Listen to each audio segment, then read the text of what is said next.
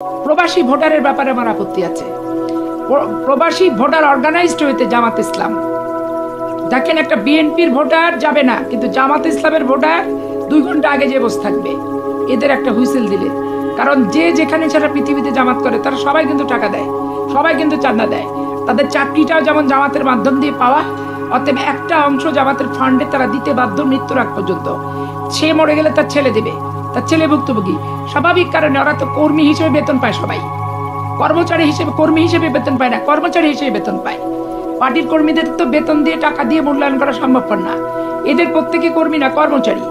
এবং তাদের প্রতিদিনের যে কর্মসূচি থাকে, বাড়ি বাড়ি যাওয়া, তারপরে তাফসির করা, মানুষকে কোরআন দিয়ে শপথ করানো, জামাত ইসলামকে ভোট না দিলে হাবিয়া দোজক পাবা, দাঁড়িপাল্লায় ভোট দিলে জান্নাত পাবা, এই যে খারাপ খারাপ কথাগুলো বাড়িতে বাড়িতে বাড়িতে বাড়িতে যে ননসেন্স করে বেড়ায় জামাত ইসলাম, নোংরামি করে বেড়ায়, এতে একবারে আমি নিশ্চিত যে প্রবাসী ভোটারদের ভোটার করতে গেলে এখানে সবচেয়ে বেশি বেনিফিশিয়ারি হবে এই জামাত ইসলাম।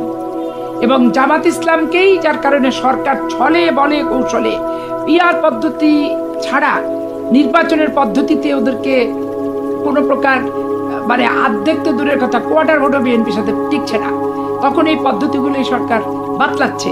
এই জন্য পিআর পদ্ধতি নিয়ে আমার ব্যক্তিগত যেমন আপত্তি আছে, প্রবাসী ভোটার নিয়েও কিন্তু আমার ব্যক্তিগত আপত্তি আছে। শুধু রাষ্ট্রের জন্য কি প্রবাসীরা টাকা পাঠায়? তার পরিবারের জন্য পাঠায় না? সন্তানের জন্য পাঠায় না? বাবা মায়ের জন্য পাঠায় না? এইটা তো চিন্তা করতে হবে যে শুধু রাষ্ট্রের জন্য রেমিটেন্স দিলাম, রেমিটেন্স যোদ্ধা। কারণ তুমি তোমার পরিবারের যোদ্ধা না? তোমার পরিবার ধার করে দেনা করে সুদে টাকা নিয়ে সম্পত্তি বেচে তোমাকে বিদেশে পাঠিয়েছে কি জন্য? সুখের মুখ দেখার জন্য। তো তোমার পরিবারের প্রতি তুমি দায়িত্ব পালন করছো, সেটা রাষ্ট্রের জন্য লাভবান হচ্ছে। তো সেইটা নিয়ে এত ভোটার হতে হবে, একবারে ভোট দিতে হবে, এইটা তো হাইব্রিড। এই যে হাইব্রিডদের অনুপ্রবেশ ভোটার হিসেবে কেন হবে?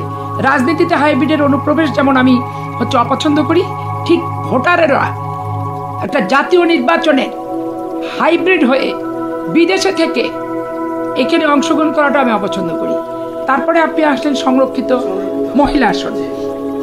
সংরক্ষিত মহিলা আসনে আমার আপত্তি আছে।